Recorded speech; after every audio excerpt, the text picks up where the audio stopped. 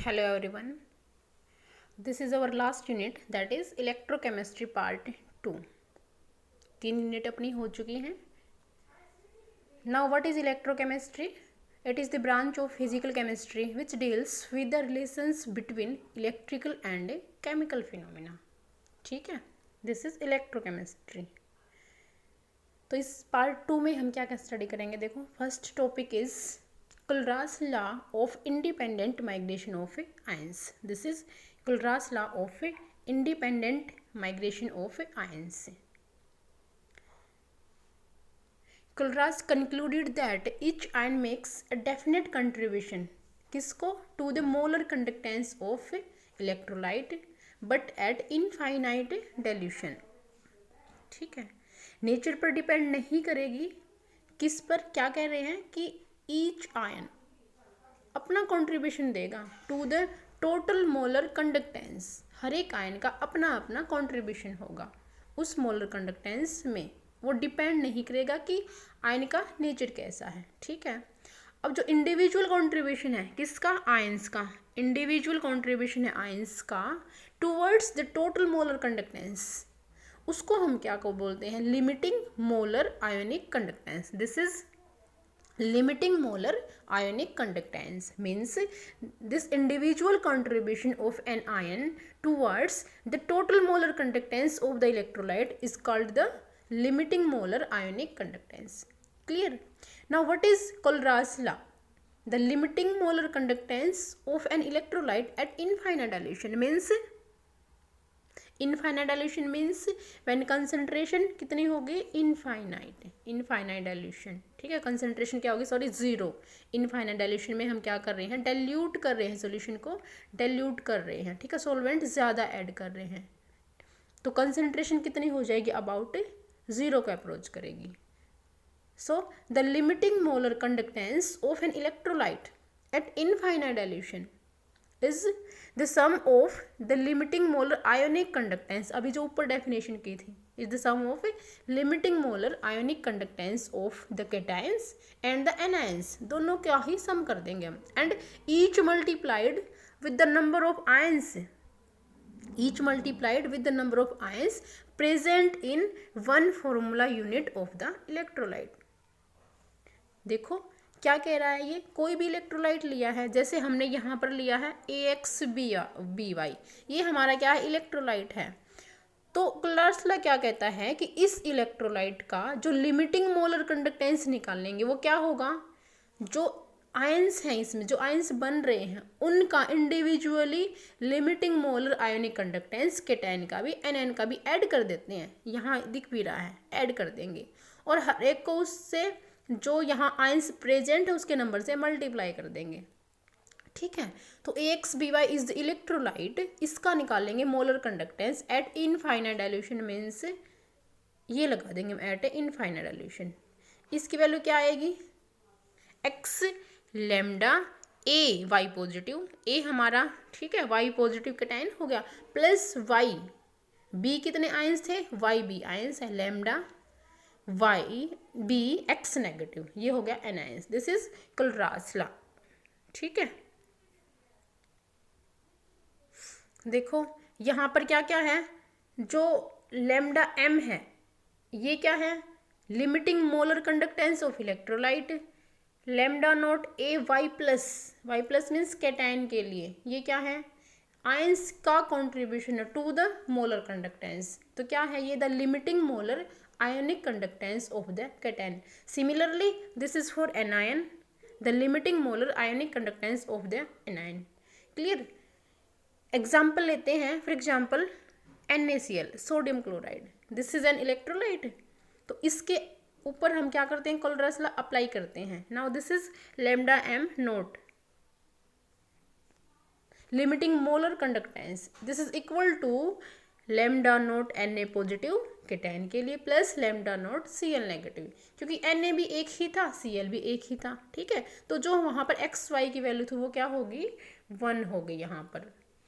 Similarly second case देखो, BaCl2 barium chloride के लिए लगाओ. Lambda m nought is equal to lambda nought Ba positive. Barium के लिए एक ही आयन था तो x की वैल्यू क्या होगी? 1 हो गई, +2 lambda naught Cl negative, this is for cation. And y की वैल्यू क्या है, Cl कितने हैं 2 है यहाँ पर, तो y की वैल्यू कितनी होगी 2 होगी। तो ये NaCl के लिए हो गया Kohlrausch law, and this is for BaCl2 Kohlrausch law. ठीक है ना, वो किसकी टर्म्स में था, मोलर कंडक्टेंस की टर्म्स में क्या था, कोलेरासला था। अब नेक्स्ट क्या है, Kohlrausch law in terms of equivalent conductance. ठीक है, वही किसके लिए अप्लाई करेंगे, इक्विवेलेंट कंडक्टेंस के लिए अप्लाई करेंगे सेम ला। मोलर कंडक्टेंस के लिए हम कर चुके हैं। ठीक है, चलो क्या होता है Kohlrausch law in terms of equivalent conductance. इसमें क्या होगा, इक्विवेलेंट कंडक्टेंस में जो लिमिटिंग मोलर आयोनिक कंडक्टेंस है कैटायन और एनायन की ऐड कर देंगे। कितने कैटायन है कितने एनायन है उससे मल्टीप्लाई नहीं करेंगे, सिर्फ इतना ही फर्क है।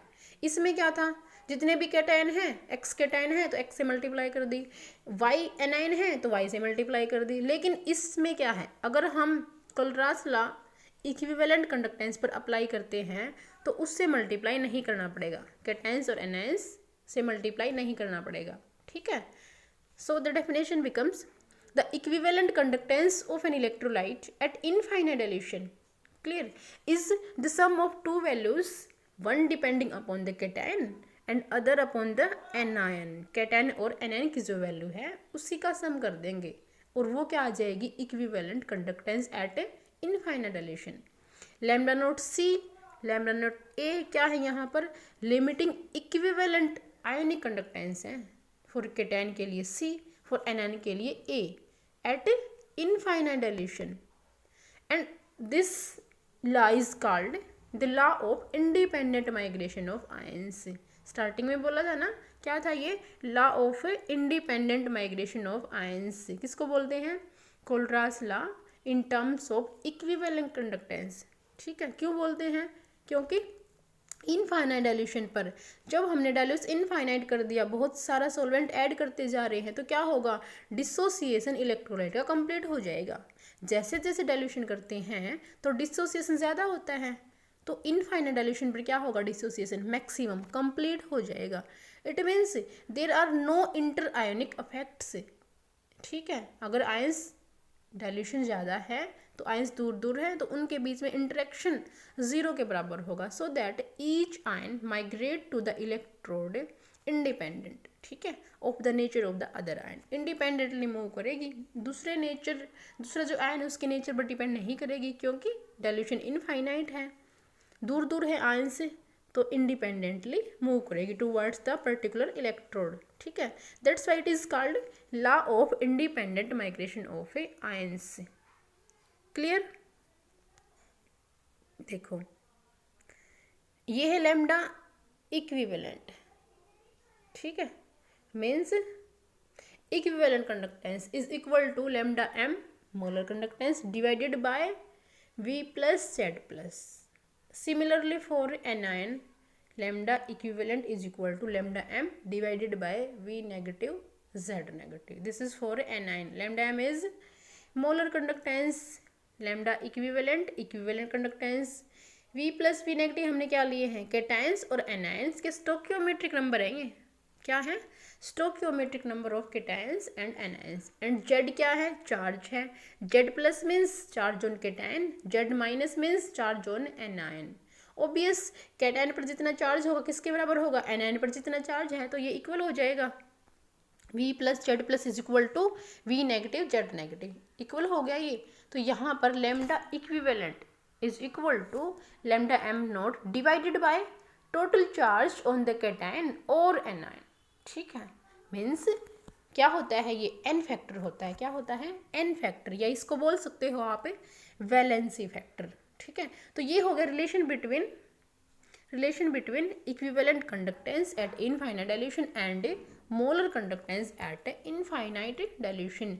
अगर हमारे पास मोलर कंडक्टेंस है और हमें क्या निकालना है, इक्विवेलेंट कंडक्टेंस, तो क्या करेंगे, मोलर कंडक्टेंस को डिवाइड कर देंगे, किससे, n फैक्टर से या वैलेंसी फैक्टर से, means the total charge on the cation और एनायन। यहाँ देखो for example sodium potassium oxalate ये है।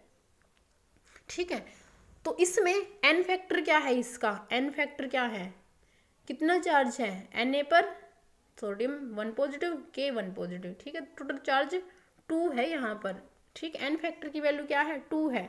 तो lambda nought equivalent is equal to lambda M nought by में 2। ये हो गया इसके लिए सोडियम पोटेशियम ऑक्जेलेट के लिए, दोनों में रिलेशन हो गया। ओके, चलो next topic is ionic mobility. Ionic mobility, what is ionic mobility? Ionic mobility is the distance traveled by an ion under a potential gradient of 1 volt per centimeter, ठीक है। और ये आयनिक मोबिलिटी का जो distance है वो किस में होगा, सेंटीमीटर पर सेकेंड में। So the ionic mobility is the distance travelled by an ion in centimetre per second, this is unit, under a potential gradient of 1 volt per centimetre. Potential gradient कितना apply किया है, 1 volt, ठीक है। उस time जो उसने distance travelled किया है उस आयन ने, वो उसका क्या है, आयनिक मोबिलिटी है। तो फॉर्मूला क्या बन जाएगा, ionic mobility is equal to speed of the ion divided by potential gradient applied, कितना अप्लाई किया है, ठीक है। सेकंड, ये भी डेफिनेशन है आयनिक मोबिलिटी की, ionic mobility is equal to ionic conductance divided by 96500, ठीक है। तो ये दो फॉर्मूले हो गए आपके किसके, आयनिक मोबिलिटी के। न्यूमेरिकल्स आ सकता है 1 नंबर में सिर्फ इसके बेस पर।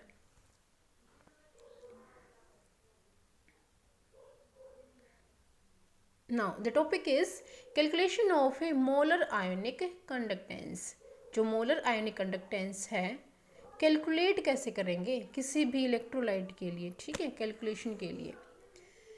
तो आयनिक जो कंडक्टेंस है, ठीक है, वो चलो ये जो एक्सप्रेशन हम निकाल रहे हैं इसका यूज़ करके हम आयनिक कंडक्टेंस को निकाल सकते हैं, ठीक है।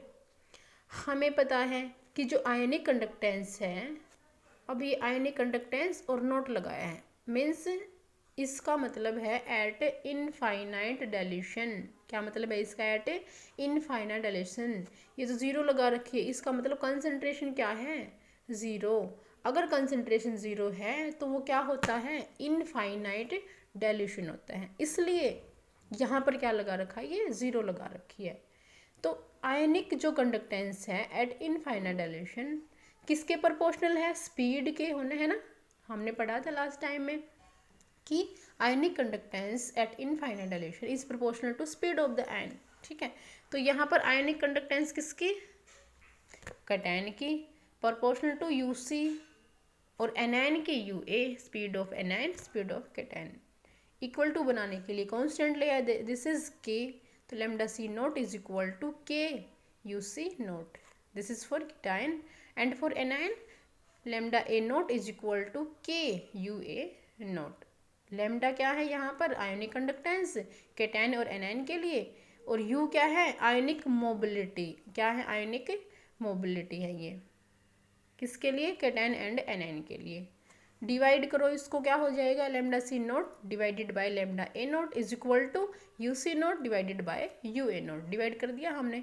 अब क्या करेंगे हम, बोथ साइड 1 ऐड कर देते हैं, ऐड करो एंड एलसीएम लो। फिर देखो एलसीएम के बाद क्या आ गया, यहाँ हमने ऐड कर दिया, यहाँ एलसीएम निकालो इसका, लेमडा ए नोट एलसीएम आ गया, ठीक है। ऊपर क्या आया, lambda C note plus lambda A nought and is equal to, right hand side भी देखो एलसीएम लेके, u a nought u c note plus u a note divided by u a nought, ठीक है, एलसीएम लेने के बाद।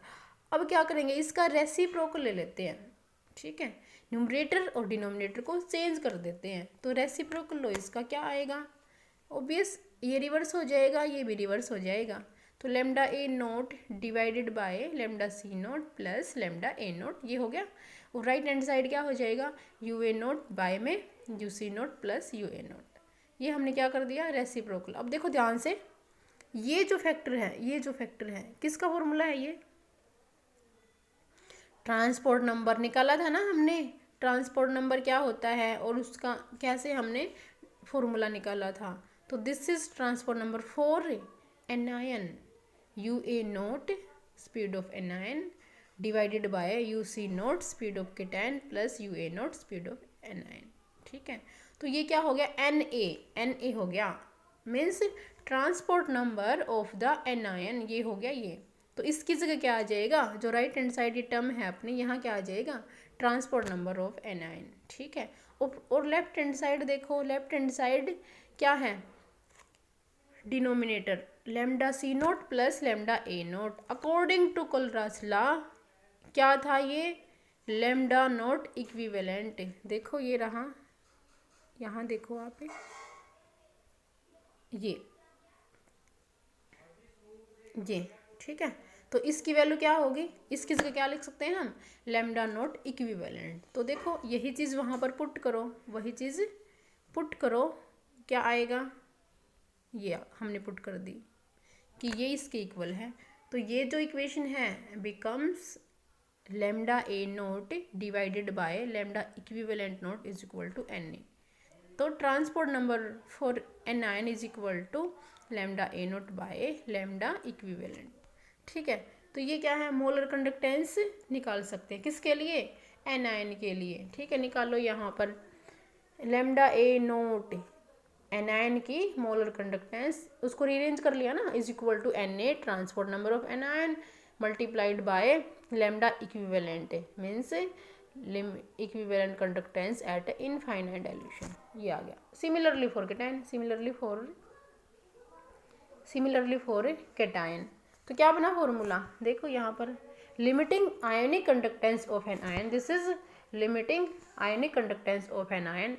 ठीक है, लिमिटिंग किस लिए लगा रहे हैं, इनफाइनाइट डाइल्यूशन पर निकाल रहे हैं, इसलिए हम लिमिटिंग लगा रहे हैं। ठीक है, हमने डेफिनेशन की थी स्टार्टिंग में ही, and this is equal to transport number n A multiplied by limiting equivalent conductance, ये क्या है, limiting equivalent conductance of a strong electrolyte containing that ion, उस आयन को जो कंटेन कर रहा है उसकी लिमिटिंग इक्विवेलेंट कंडक्टेंस। ठीक है, क्या था ये, calculation of ionic conductance of an ion, calculation of molar conductance of an ion. ठीक है, चलो next topic, effect of viscosity, effect of viscosity of solvent on ionic conductance, and this is known as Walden's rule, this is known as Walden's rule, effect of viscosity. ठीक है, अब viscosity किस पर depend करती है, अगर speed किसी ions की स्पीड अगर ज़्यादा है, उस इलेक्ट्रोलाइट में आयंस की स्पीड अगर ज़्यादा है,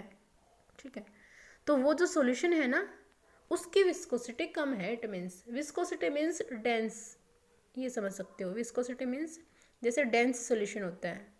ठीक है, तो अगर स्पीड ज़्यादा है, आयंस की स्पीड अगर ज़्यादा है तो विस्कोसिटी क्या होगी, कम होगी विस्कोसिटी, क्योंकि डेंस जो है, विस्कस जो है वो कम होगा ना सॉल्यूशन।